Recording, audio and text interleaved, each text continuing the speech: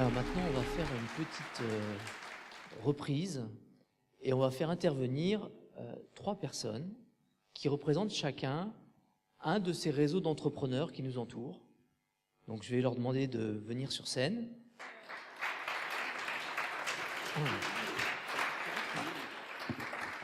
Alors, on va faire le petit exercice à chaque fois.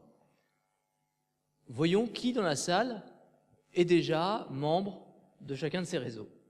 On va commencer par toi, Maude. Donc Maude, tu représentes avec un certain brio 100 000 entrepreneurs. Donc certains d'entre vous se souviennent avoir vu Philippe Ayat qui était venu présenter l'initiative en 2006, donc il y a quelque temps. Qu'est-ce que c'est devenu? Alors d'abord, petit point, 100 000 entrepreneurs, qui participe à 100 000 entrepreneurs? Vous pouvez vous lever, s'il vous plaît. Levez-vous qu'on vous voit un peu plus, là. Vous êtes nos ambassadeurs. Ah là, Super. Et je me lève aussi. Voilà. Super, merci.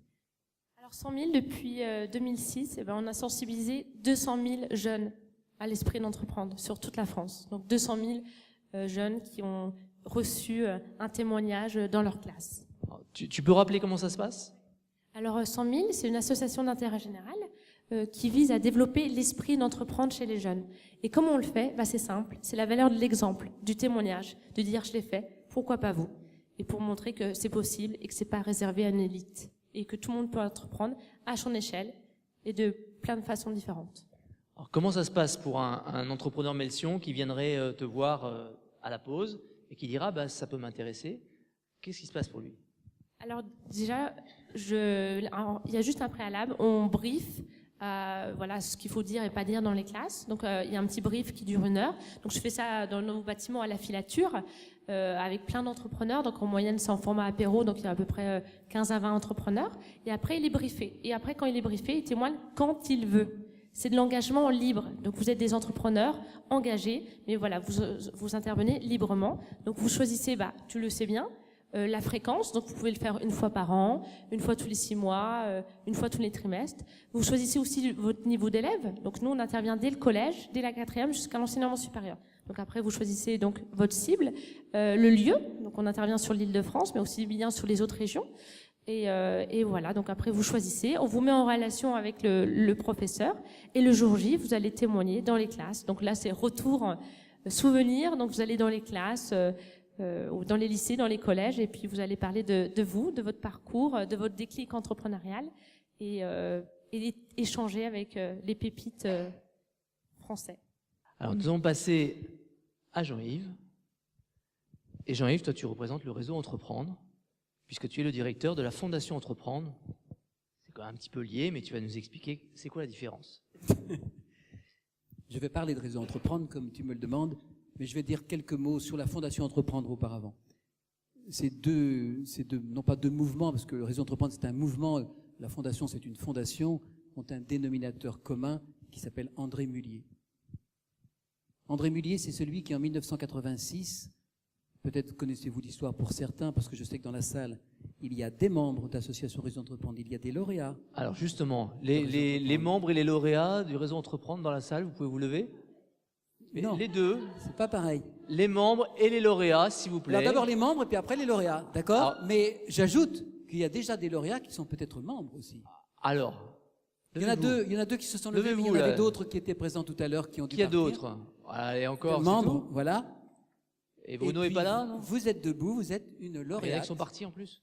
De Réseau Entreprendre, PACA, c'est ça? 2010. Ah ben voilà. Ouais, alors. Donc, ce qui me permet d'illustrer une des valeurs du mouvement Réseau Entreprendre, la réciprocité. C'est-à-dire, vous avez reçu, en étant un lauréat, vous avez été accompagné de multiples façons. Et comme avait dit André Mullier, tu reçois quelque chose un jour, ne le redonne pas à celui qui t'a donné, donne-le à un autre. Comme ça, la chaîne, elle se poursuivra. 3 valeurs dans le mouvement Réseau Entreprendre, l'homme, la gratuité et la réciprocité. Mais je vais y revenir. Donc André Mullier, c'est celui qui, en 1986, président de Fildar, a dû licencier 700 personnes, est entré dans une profonde dépression et en remontant la pente s'est dit c'est pas possible. de rester sans rien faire devant ce mouvement, cette mondialisation qui va toucher petit à petit toute notre industrie. Et l'industrie de la filature, du textile, a été la première touchée. Il faut que nous nous battions pour essayer de recréer ces emplois que l'on va perdre. Et pour créer des emplois, il faut créer des employeurs. C'est la baseline du mouvement qu'il a lancé à cette époque. À cette époque, en 86, il a créé Nord Entreprendre, une association réunissant des entrepreneurs qui, ensemble, se sont dit il faut qu'on soit là et qu'on donne notre temps pour accompagner ceux qui vont devenir des entrepreneurs. Ceux qui, d'abord, vont être des créateurs et puis plus tard, ceux qui seront des repreneurs d'entreprise. Le mouvement Réseau Entreprendre, c'est ça, c'est de réunir des entrepreneurs bénévoles qui accompagnent ceux qui décident d'entreprendre, qui l'accompagnent bénévolement, gratuitement, et cet accompagnement, il est assorti d'un prêt d'honneur à la personne, sans intérêt ni garantie, qui peut aller de 15 à 50 000 euros, ou jusqu'à 100 000 euros si le projet que vous mettez en œuvre porte un projet social ou un projet innovant. Ce mouvement se développe de 86, une association. Aujourd'hui, il y en a 48 associations qui composent ce mouvement. 48 associations qui représentent 4 800 entrepreneurs qui, sur le territoire, sont là, au service de ces nouveaux entrepreneurs. Les premiers à se dire, mais ce qu'a fait André dans le Nord, on peut être capable de le faire dans notre région, ce sont les Lyonnais, en 92, et etc. Et puis, après, on parlait de PACA en 1999, pour madame qui est lauréate. Paris, c'était en 2003 ou 2004, ils ont fêté les 10 ans l'année dernière, en 2003, etc. Ce mouvement s'avance. En 2003, il est devenu reconnu d'utilité publique. Toutes les associations sont reconnues d'intérêt général, ce qui veut dire de façon significative que toutes les cotisations que les membres donnent, paient, bénéficient d'un abattement sur le revenu, au titre de l'impôt sur le revenu. Car les membres de Réseau Entreprendre, sans parler de donner leur temps, ils donnent leur argent. Les seules ressources de ces associations pour couvrir leurs dépenses sont les cotisations des membres. Ce mouvement, ensuite, en 2007-2008, dans le cadre de la loi TEPA, c'est la fédération nationale principalement, elle est devenue éligible à l'ISF, à la collecte de l'ISF dans le cadre de la loi TEPA, par décret. Donc, vous voyez la force de ce mouvement et tout simplement la force du bénévolat. Alors, André Mullier, avant de partir, il est décédé en 2010, en 2008, et tout particulièrement en ayant entendu quelque temps auparavant Philippe Ayat, je me souviens, moi, d'une l'Assemblée générale de Réseau Entreprendre. Moi, j'étais un membre bénévole, comme certains parmi vous, dans une association. On avait écouté Philippe Ayat et on avait été assez ébloui par ses propos. Eh bien, André s'est dit, il faut aller plus loin que de simplement aider des entrepreneurs. Si on veut que notre pays crée davantage d'emplois, car c'est le but ultime, si on veut donc qu'il y ait plus d'entrepreneurs demain, il faut qu'on aille dans les écoles sensibiliser les jeunes à cet esprit d'entreprendre. Et pour aller plus loin, il a décidé de créer une fondation. Il s'agit donc de cette fondation Entreprendre que je dirige aujourd'hui avec un plaisir immense depuis 4 ans. Et là, eh bien, on revient sur l'illustration précédente. On a donc, la mission principale de la Fondation, c'est de diffuser davantage la culture entrepreneuriale dans notre pays. Il y a un petit peu de boulot. Pour ça, on a 2 actions. Sensibilisation des jeunes, d'une part, et accompagnement des entrepreneurs, de l'autre. Notre action ne se fait qu'au travers des associations. Nous décidons d'aider telle ou telle association les plus performantes, les plus impactantes dans cette mission. La Fondation Entreprendre, c'est comme une chaîne dont les maillons sont les associations. Premier maillon, par exemple, 100 000 entrepreneurs, un seul témoignage d'entrepreneurs dans un collège, dans un lycée. Deuxième exemple, Entreprendre pour apprendre. Une association qui, au lycée, va permettre à des classes de se transformer en mini-entreprises, où des élèves vont élire entre eux un président, un directeur, un responsable administratif, un responsable financier, un directeur de production. qui vont créer, qui vont déposer les statuts, qui vont trouver une idée, la mettre en œuvre, la vendre, et qui peut-être à la fin du projet, à la fin de l'année, vont dire on aura fait des profits parce qu'ils auront été vendre autour d'eux dans des entreprises ou ailleurs, et on va donner ce qu'on aura gagné au Resto du Cœur, par exemple. Ensuite, à l'université, il y a une association qui s'appelle les Entrepreneuriales qui forme des jeunes à la création d'entreprises. Et déjà, il y a des jeunes qui ont bénéficié de cette formation et qui peut-être ont connu 100 000 entrepreneurs au collège, entreprendre pour apprendre au lycée, les entrepreneuriales à l'université, et qui au sortir de l'université ou avant vont créer leur boîte. Et qui sont déjà des membres, par exemple, de Réseau Entreprendre parce qu'ils seront allés frapper un réseau d'accompagnement. Statistique, quelques mots. Vous connaissez la statistique générale. Au bout de 5 ans, en France, malheureusement, pratiquement une entreprise sur 2 a disparu. On est quasiment les champions du monde de la création d'entreprises. Je dirais par défaut, vous le savez, parce qu'au bout d'un moment, ne trouvant pas d'emploi, beaucoup de jeunes se disent, ou pas jeunes, je vais créer mon propre emploi. Par contre, on est certainement dans les derniers de la classe dans notre capacité à faire croître les entreprises, donc à développer de l'emploi. Réseau Entreprendre, un des réseaux d'accompagnement, eh bien, au bout de 5 ans, 80% des entrepreneurs sont toujours là. Donc c'est toute la différence de cet accompagnement. Et pour aller plus loin, pour prolonger, peut-être après parrainer la croissance, ça fait un trait d'union, on a décidé en 2013 d'aller plus loin encore, d'aider un programme que Réseau Entreprendre a lancé, qui s'appelle Accompagnement de la croissance. C'est-à-dire, comment faire pour que des entrepreneurs qui ont la volonté et la capacité à croître plus vite, comment les faire passer peut-être en moins de 3 ans de 15 à 50 salariés. Parce qu'au bout de 5 ans, dans Réseau Entreprendre, en moyenne, il y a 13-14 salariés dans les entreprises. Comment faire pour les aider? Alors la Fondation Entreprendre, qui ne vit que de dons privés, a décidé de se mettre aux côtés de la Caisse des dépôts et de la Banque publique d'investissement pour financer ce programme. Aux côtés de la Caisse des dépôts, nous avons décidé de doter un fonds de garantie d'un montant de 3,5 millions d'euros pour pouvoir accorder jusqu'à 80 millions d'euros de financement sous forme de prêts participatifs à ces entreprises en croissance. Voilà la dernière illustration de ce qu'est aujourd'hui ce mouvement Réseau Entreprendre.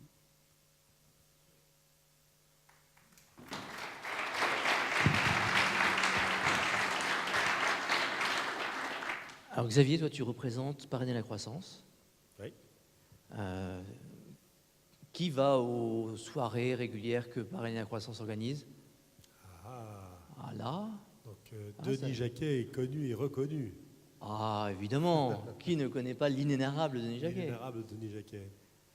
Quels sont tu peux donner un exemple des 3 ou 4 prochaines Oh là, pas du tout. Non. Je rentre de vacances, j'avoue franchement que par chance je me suis vidé la tête, j'ai aucun planning en tête. Parce que Denis il a quand même le don pour les soirées un peu particulières. Oui, on fait des soirées une fois par mois en moyenne, au cours desquelles il y a différentes phases avec des invités qui présentent des projets entrepreneuriaux plus ou moins aboutis, la plupart du temps aboutis bien évidemment, et des jeunes entrepreneurs qui viennent également présenter leurs projets, leurs réussites, leurs actions, et à la faveur de break, on leur permet effectivement de rencontrer d'autres entrepreneurs et de créer comme ça cette chaîne, comme on vient de parler, cette chaîne de solidarité, on va l'appeler comme ça aussi, entre des entrepreneurs aguerris et d'autres qui sont encore soit sur la phase du lancement de leur projet, soit dans les premières années, quand on sait tous, effectivement, c'est bien aussi d'être raconté, que lancer une affaire, c'est presque facile aujourd'hui, la laisser, l'accompagner et la développer, c'est souvent un travail de titan qu'on sous-estime, et comme généralement en tant qu'entrepreneur, on se retrouve assez rapidement empreint de solitude, eh bien on cherche autour de soi des personnes qui nous accompagnent. C'est un peu l'action de Parrainer la croissance. Alors il y a aussi un autre aspect de votre action qui est le travail entre les générations. Voilà, nous, moi je voulais d'abord avoir une petite pensée pour celles et ceux qui depuis 24 heures ont découvert ex abrupto la rudesse du métier d'entrepreneur. Certains Français, là, ces dernières 24 heures, ont eu un émoi de s'assurer que leur téléphone portable était bien branché et pouvait éventuellement sonner pour s'assurer que Matignon pouvait leur proposer un job. La difficulté de l'entrepreneur, c'est tous les jours de courir après des clients qui ne nous attendent pas. Donc nous, contrairement à ceux qui font beaucoup parler les médias, nous on essaie d'agir et d'être actifs sur les problématiques. L'intergénérationnel est une problématique extrêmement importante. Dans les 15 ans qui viennent, il faut simplement avoir à l'esprit qu'un tiers de la population française aura globalement plus de 60 ans.